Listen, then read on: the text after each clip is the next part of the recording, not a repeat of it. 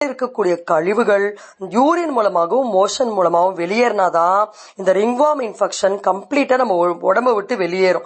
So இப்ப அதற்கான வெளிப்பூச்சிகள் என்னன்னு சொல்லி ஃபர்ஸ்ட் பார்க்கலாம். ஏன்னா அந்த வெளியே இருக்கக்கூடிய அந்த தேமல்ல அரிப்பு அதிகமா இருக்கும். அந்த அலர்ஜி கொஞ்சம் கட்டுக்குள்ள வந்தாதான் ஒருவரால அடுத்து உணவு கட்டுப்பாடை பத்தி யோசிக்க முடியும்.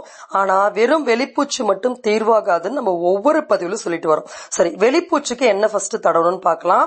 பப்பாளி இலைகள் இது கிடைச்சதுன்னா அந்த இலைகளை இந்த மாதிரி உரல்லையோ அம்மிலையோ போட்டு நல்லா இடிச்சுக்கணும். கல்லுல இடிபடும் பொழுதுதான் அதுல ஒரு பவர் அதுல உருவாகும்.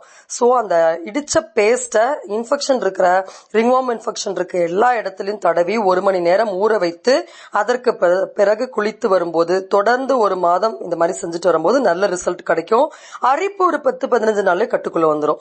அடுத்து தேங்காய் எண்ணெய் இதுக்கு அப்ளை பண்ணக்கூடிய ஆயில் பத்தி பார்க்கலாம். தேங்காய் எண்ணெய் ஒரு 100 ml